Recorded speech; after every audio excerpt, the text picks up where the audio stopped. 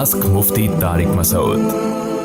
मैं नौ मुस्लिम हूँ, 6 साल पहले मुसलमान हुआ था तो तुरंत नमाज फ़र्ज़ हो गई थी। तुरंत बोले तो फ़ौरन।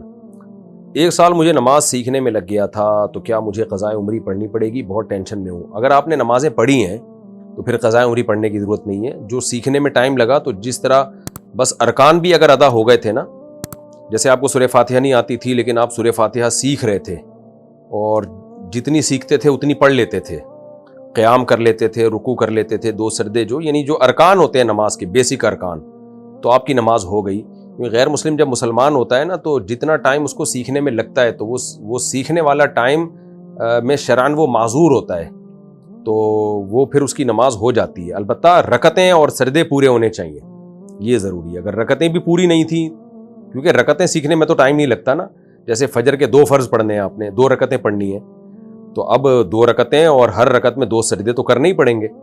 सीखने में टाइम लगता है, तहियात को सीखने में, और सूरह फातिहा और कुरान की कोई सूरत को सीखने में टाइम लगता है।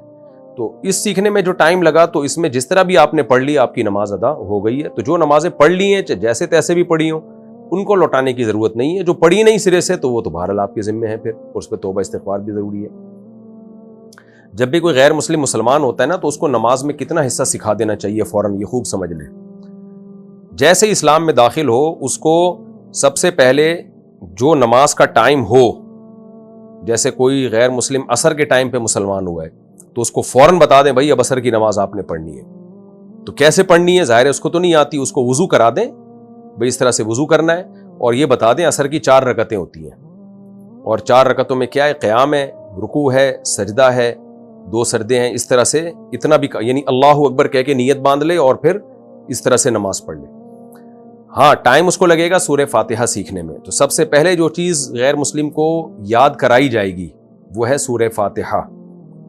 जैसे ही सूरह फातिहा याद हो जाए, तो फिर उसको मुख्तसर सी कोई कुरान की सूरत, इन्ना आतईना कल कौसर फसल्ली लिरब्बिका वनहर इन्न शानियका हुवल अब्तर, ये याद करा दें, या कुल हुवल्लाहु अहद याद करा दें। और तीसरे नंबर पे सबसे पहले उसको अत्तहियात याद करा दें। अत्तहियातु लिल्लाहि वस्सलावातु वत्तय्यिबात, अस्सलामु अलैका अय्युहन नबी व रहमतुल्लाहि व बरकातुहू, अस्सलामु अलैना व अला इबादिल्लाहि स्वालिहीन, अशहदु अल्ला इलाहा इल्लल्लाहु व अशहदु अन्ना मुहम्मदन अब्दुहु व रसूलुहु, ये याद करा दें। और तकबीर तहरीमा, यानी नमाज की नियत बांधनी, अल्लाहु अकबर कह के, और नमाज ख़त्म करनी है अस्सलामु अलैकुम व रहमतुल्लाह। इतना उसको आ गई ना, तो बस फ़र्ज़ अदा हो जाएगा उसका। फिर बेशक रुकू सजदे की तस्बीहात ना भी पढ़े तो नमाज हो जाती है इससे। रुकू सजदे की तस्बीहात सीखता रहेगा आराम से, सुबहान रब्बियल अज़ीम, सुबहान रब्बियल आला। तो नमाज का जो एक ढांचा कायम हो जाता है ना, वो इतना सीखने से भी हो जाता है। तो जब भी कोई गैर मुस्लिम मुसलमान हो, आपने क्या सिखाना है? सबसे पहले उसको कहना, भाई अभी वाली नमाज पढ़ो, वज़ू करा दें, बेहतर तो ये गुस्ल करा दें उसको। सुन्नत यही है कि नबी सल्लल्लाहु अलैहि वसल्लम जब कोई गैर मुस्लिम मुसलमान होता था, गुस्ल का हुक्म देते थे। तो अगर हालत जनाबत में है तो फिर तो गुस्ल फ़र्ज़ है, तो गुस्ल करा दिया उसको, और फ़ौरन बोला, भाई आपने अब वक्ती नमाज पढ़नी है, क्योंकि नमाज क़ज़ा ना हो। अब कैसे पढ़ेगा? आप बता दें, भाई असर की नमाज है, 4 फ़र्ज़ पढ़ लो। भाई मुझे तो फातिहा नहीं आती, कोई बात नहीं, फातिहा सीखते रहना, अभी सिर्फ ऐसे कर लो, अल्लाहु अकबर कह के नियत बांध के खड़े हो जाओ। अगर जमात की नमाज हो रही है तो जमात में शामिल कर लें उसको, फिर तो बोले भाई बस अल्लाहु अकबर कह के पीछे खड़े हो जाओ, और इमाम जो कुछ कर रहे हैं आप उसके साथ साथ करते रहो। अल्लाहु अकबर कह के नियत बांधना है, और अस्सलामु अलैकुम वरहमतुल्लाह कह के नमाज ख़त्म करनी है। ये 2 लफ्ज़ तो फ़ौरन सिखा दें, और फिर तीसरे नंबर पे सूरह फातिहा सिखा दें उसको, और कुल हुवल्लाहु अहद सिखा दें, और अत्तहियात सिखा दें।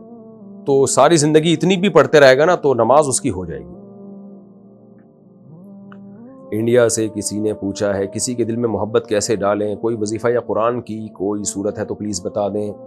हलाल मोहब्बत दिल में डालनी हो तो उसके लिए दुआ है। हलाल मोहब्बत समझ, शौहर की मोहब्बत दिल में डालनी है कि शौहर मुझसे मोहब्बत करे, बाप मुझसे मोहब्बत करे, माँ मुझसे मोहब्बत करे। गर्लफ्रेंड बॉयफ्रेंड की मोहब्बत के लिए वजीफ़े पढ़ना हराम है, नाजायज़ है। तो शौहर के लिए जायज़ है। या बीवी मोहब्बत नहीं करती शौहर से, तो शौहर तो कोई वजीफ़ा, कुछ बस दुआ मांगे अल्लाह से, बेहतर तो यही है। तो यही है बस। अगर ससुराल में रहने में मसले मसाइल हो रहे हों और अलग रहने की या मसाइल हल होने की कोई सूरत भी ना नज़र आ रही हो, तो क्या करना चाहिए?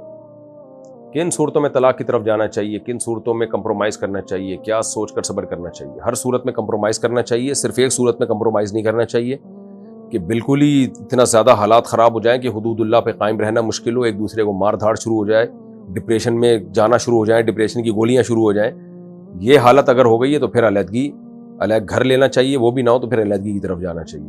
جب تک ایسی کنڈیشن نہ ہو تو کمپرومائز ہی کرنا چاہیے. جب بچے بڑے ہو جاتے ہیں نا, میاں بیوی کے جھگڑے ختم ہو جاتے ہیں. شروع میں سب کے یہاں جھگڑے ہی ہوتے ہیں آج کل, تو اس لیے کمپرومائز ہی کرنا چاہیے, علیحدگی کی طرف نہ جائیں. علیحدگی کی صورت میں مسائل اور کم نہیں ہوتے, بڑھ جاتے ہیں مسائل. کیا بہن بھائی ایک دوسرے کو زکوٰۃ دے سکتے ہیں؟ جی دے سکتے ہیں اگر غریب ہیں. روزانہ 160 کلومیٹر سفر کرنا ہو تو نماز کیسے ہوگی؟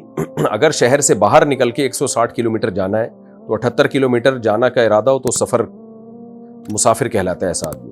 تو 160 تو 78 سے زیادہ ہے. تو جیسے ہی اپنے شہر سے باہر نکلیں تو آپ 4 کے بجائے 2 رکعت پڑھنا شروع کر دیں, لیکن مغرب کی نماز اور وتر پورے ہوں گے.